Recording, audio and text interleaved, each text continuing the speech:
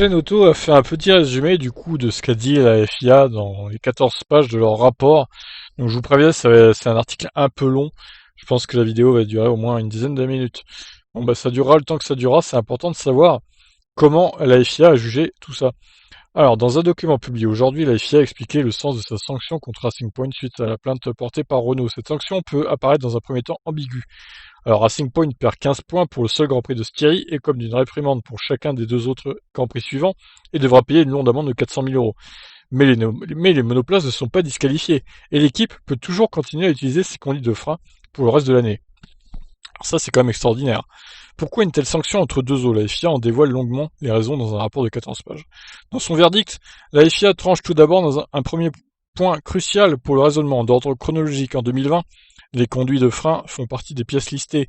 Ce n'était pas le cas l'an dernier. Or, Racing Point dit avoir copié les conduites de frein de Mercedes de l'an dernier pour les transposer en 2020, en assurant de la légalité de cette approche. Mais la FIA a livré un verdict clair sur ce point.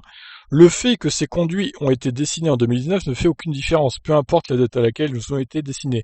Ce qui importe, ce n'est pas la date de leur conception, mais le fait que l'équipe qui les utilise les a bien conçus par sa propre propriété intellectuelle. Cela interdit donc toute équipe de recevoir toute information d'une autre équipe ou d'une autre source, précise la FIA.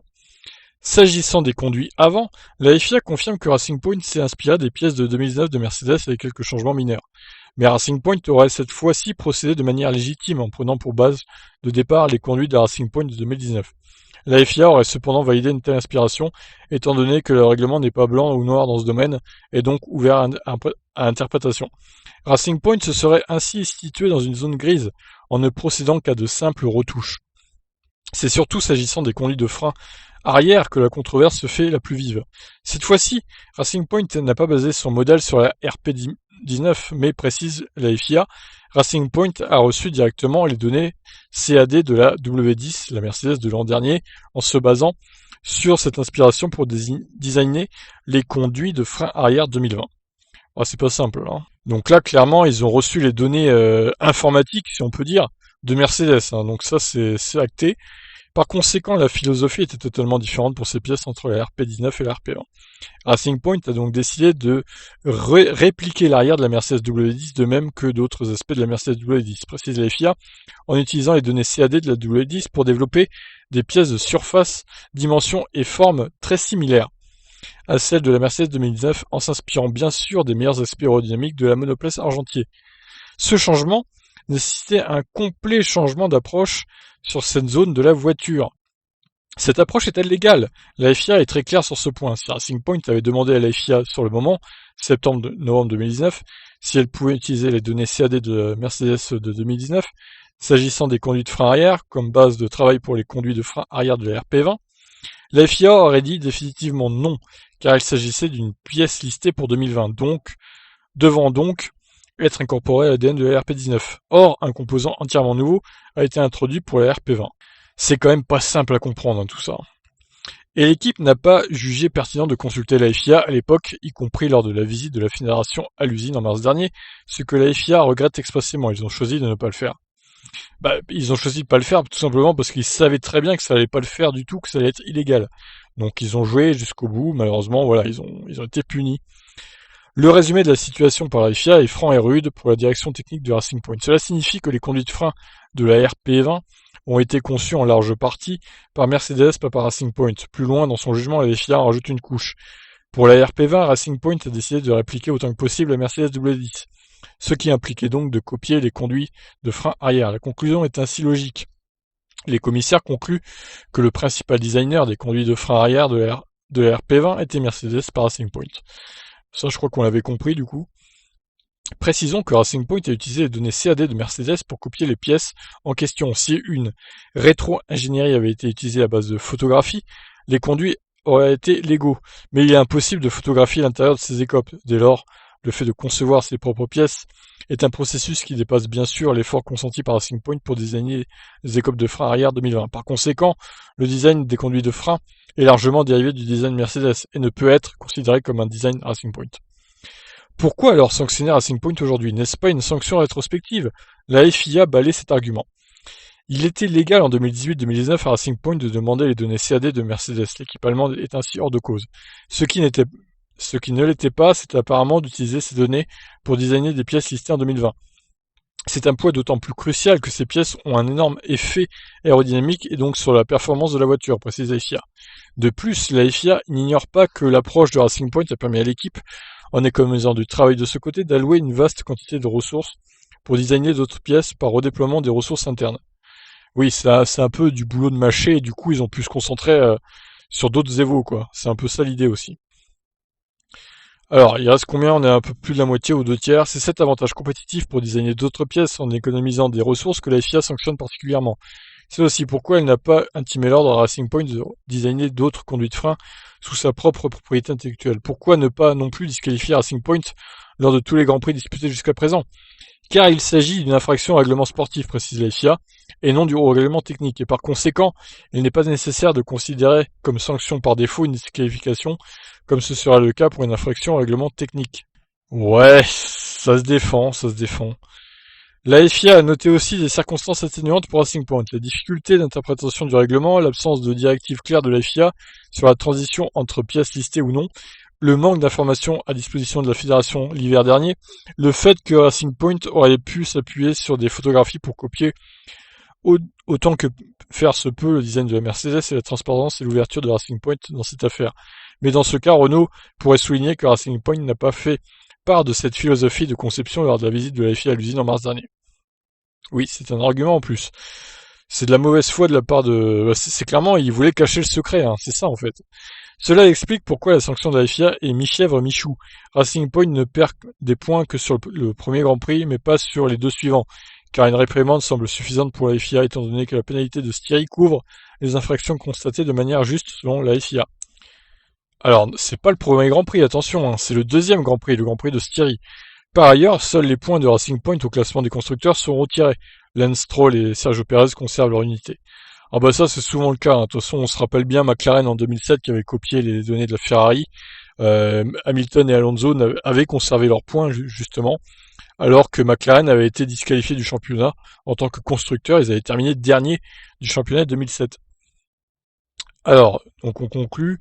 En somme, la FIA a bien constaté l'infraction de Racing Point s'agissant de conduite de frein arrière, pas avant, par un processus de rétro-ingénierie illégal du point de vue chronologique et du règlement sportif. Cependant, étant donné les zones grises du règlement et les circonstances atténuantes évoquées ci-dessus, les Racing Point ont évité une sanction qui aurait pu être bien plus sévère, mais reste à voir ce que donnera un éventuel appel. Alors, on va regarder un peu ce qu'en pensent les autres équipes justement de ce jugement. Alors, même Williams s'en mêle, un jugement totalement déroutant pour Claire Williams. L'équipe de Grove se tâte à rentrer dans le débat. Alors, on va lire ses déclarations. Claire Williams est également très surprise par le jugement rendu par la FIA dans l'affaire Racing Point, qui peut être considéré comme une petite tape sur la main alors que la voiture utilisait des pièces manifestement illégales. Pire, ces pièces et les écopes de frein peuvent toujours être utilisées, comme si elles avaient été finalement légalisées dans le processus. La FIA estime en effet qu'une équipe ne peut pas désapprendre ce qu'elle a eu entre les mains. Oui, du coup, ils seraient toujours tentés de copier ce qu'ils ont pu faire, même s'ils le font pas vraiment. C'est vraiment tordu là, hein. Que je convienne personnellement ou l'équipe que la réprimande est appropriée ou que les sanctions qu'ils ont mis en place sont appropriées, je vais me garder de répondre, explique la directrice adjointe de l'équipe de Grove. Nous avons tous besoin d'un peu de temps pour en calculer pleinement les conséquences et pour décider si nous allons investir dans ce débat ou non, ajoute-t-elle en référence au fait que Williams peut aussi faire appel. La seule chose déroutante est cette divergence entre le sport et la technique. Vous pouvez continuer à utiliser ce qui a été considéré comme une pièce illégale, qui a été placée sur une voiture de course, parce qu'elle a en fait été copiée d'une autre équipe dans une certaine mesure. Pour moi, ce n'est pas juste et c'est totalement déroutant. C'est aussi déroutant pour les fans d'avoir cela, de voir comment une voiture qui a enfreint les règlements peut encore être autorisée à utiliser ces pièces. Ça n'a pas beaucoup de sens. Le fait que Racing Point soit autorisé à continuer à courir avec des pièces a des implications beaucoup plus larges sur les équipes situées plus en bas de la grille en ce qui concerne l'argent et les primes lorsqu'il s'agit lors de championnats. Je ne suis pas sûr d'être d'accord avec ça. Ah bah oui, forcément, là du coup, Racing Point finira forcément devant Williams au championnat. Bon après, vous me direz, ils auraient quand même fini devant Williams au championnat, même s'ils n'avaient pas utilisé toutes ces pièces-là, je pense. Mais bon, c'est sûr qu'il y a de quoi rager hein, pour les petites équipes comme AlphaTauri, Alfa Romeo, Williams également. C'est sûr que c'est pas bien pour elle. Bon, on va poursuivre. Donc Williams n'est pas d'accord. Alors, McLaren, ils sont énervés, hein. Du bullshit remonté contre la FIA et Racing Point, McLaren n'en restera pas là. Zach Brown pourrait rejoindre Renault dans l'appel de la décision. Alors Zach, il est pas très très content, hein. Zach, il nous a pondu un pavé d'ailleurs. Alors, on va pas lire l'intro, on s'est tapé déjà tout ça depuis tout à l'heure. Zach Brown ne semble pas digérer ce jugement ambigu de la part de la fédération. Le PDG de McLaren Racing n'estime pas que l'affaire soit close. Elle est même devenue encore plus inquiétante selon lui. Racing Point a été déclaré coupable et je suis préoccupé par le fait qu'ils ont toujours ces pièces qui ont été jugées illégales en Autriche sur leur voiture de course. Je pense que c'est une source de confusion pour les fans. Comment quelque chose qui n'est pas légal en Autriche peut-il encore se trouver sur la voiture? Ils ont prétendu avoir copié la voiture par le biais de photos. Il est clair à la lecture du document que c'est des conneries. Bullshit. Et donc, il faut se poser des questions sur tout ce qui se trouve autour de cette voiture. Ça paraissait évident que c'était des conneries, de toute façon, hein. C'était de la mauvaise foi claire de la part de Racing Point. Du mitonnage, même. Je pense que c'est une source de confusion pour les fans, comment quelque chose qui n'est pas légal en Autriche peut se trouver encore sur la voiture. C'est un peu la même chose que ce qu'a dit Claire Williams, du coup. Ils ont prétendu avoir copié la voiture par le biais de photos. Alors ça, du coup, on vient de le lire, d'accord? Oui, ok, bon. C'est moi qui me mélange. Je pense donc que c'est potentiellement la partie émergée de l'iceberg, le point de départ pour examiner ce qui s'est passé ici, parce que je ne pense pas que ce soit sain pour le sport. C'est sûr. C'est pas sain pour le sport, je pense que le constructeur est pénalisé, mais pas les pilotes. En tant qu'équipe, nous sommes tous en compétition les uns avec les autres, mais tous les pilotes sont en compétition les uns avec les autres et ils sont capables de conserver leurs points lorsque les pilotes se battent pour le championnat des pilotes. Donc, à écouter Zach Brown, on sent bien que l'appel est très probable du côté des plaignants. McLaren pourrait d'ailleurs se joindre à Renault dès que possible. Je pense que cela soulève beaucoup de questions, beaucoup plus de questions que de réponses, et qu'il y a de nouvelles preuves que nous avons pu voir. Et c'est quelque chose que nous allons nous aussi examiner rapidement. Nous allons aussi chercher à comprendre la procédure d'appel et si c'est quelque chose à laquelle nous voulons éventuellement participer. Bon, déjà 12 minutes de vidéo, on va en terminer avec la déclaration de Renault du coup. C'est quand même les principaux concernés. Alors, Abitbull a commenté la sanction infligée à Racing Point dans l'affaire des écopes de frein. Donc, voyant sa déclaration, je peux confirmer que nous réfléchissons à faire appel, a déclaré Abitbull. Cela arrive souvent quand nous avons 1 heure à faire, mais dans ce cas particulier, compte tenu de la complexité, nous avons 24 heures pour le faire et 96 heures pour le confirmer. Il admet que le fait que le dossier se tienne dans des zones grises du règlement joue un rôle dans cette réflexion. Donc, compte tenu de la complexité, nous devons balancer prudemment les intérêts du sport et aussi la logique de la sanction. Et nous verrons ensuite si nous faisons appel ou non. Ce n'est pas évident selon la décision. Il y a une discussion très spécifique et ciblée. Les réclamations sont en relation avec une partie de la voiture, ses écopes de frein avant et arrière. Nous sommes satisfaits que les commissaires de la FIA aient confirmé que certaines pièces étaient en infraction avec le règlement sportif. S'il est heureux de savoir que les écopes ne sont pas considérées comme légales et qu'elles ouvrent un débat plus large, il concède une certaine frustration face à l'application sportive et non technique de ces sanctions. C'est un règlement sportif, mais c'est un problème technique qui est placé dans le règlement sportif. C'est vrai que c'est assez subtil les deux. Nous sommes satisfaits de la conclusion. La question de la sanction est ouverte au débat et pourrait être discutée indéfiniment. Nous allons réfléchir à cela en gardant à l'esprit que l'avantage obtenu continuera toute la saison et c'est un avantage significatif. Nous devons reconnaître que ce qu'a fait Racing Point en se basant sur une voiture qui a un tel avantage contre les autres sur la grille est un choc pour le système. Mais nous devons voir comment nous allons le gérer. Oui, copier-coller, on peut le dire, hein, fait partie de la F1, mais la technologie a évolué et il est possible de faire des choses qui ne l'étaient pas avant. La FIA et son directeur technique, Nicolas Tombazzi, ont confirmé réfléchir à empêcher de telles pratiques, ce qui satisfait aussi Abitbull. Le cadre du règlement a besoin d'évoluer avec les technologies qui vous permettent de faire des choses qui étaient impossibles avant, avec un niveau de précision qui n'était pas disponible avant. Nous sommes satisfaits des déclarations de Nicolas Tombazzi ce matin. En parallèle, les commissaires de sa volonté de s'occuper du problème sérieusement, mais nous devons comprendre ce qui était derrière ces déclarations. Presque un quart d'heure de lecture, ça fait mal, hein. Bon, sur ce, on peut résumer que en gros, la plupart des patrons d'écurie ne sont pas contents, même si là on a eu que 3 déclarations sur 10, ce qui n'est pas excessivement énorme. On peut se demander si les autres patrons d'écurie sont d'accord avec ces 3-là ou pas. J'imagine que oui, quand même, globalement. À part Racing Point, forcément. Donc sur 3 sur 9, on va dire. Mercedes, bon, je pense qu'ils s'en foutent un peu, honnêtement, ils sont au-dessus du lot. Donc que Racing Point soit sanctionné ou non, ça leur passe au-dessus de la tête, j'imagine.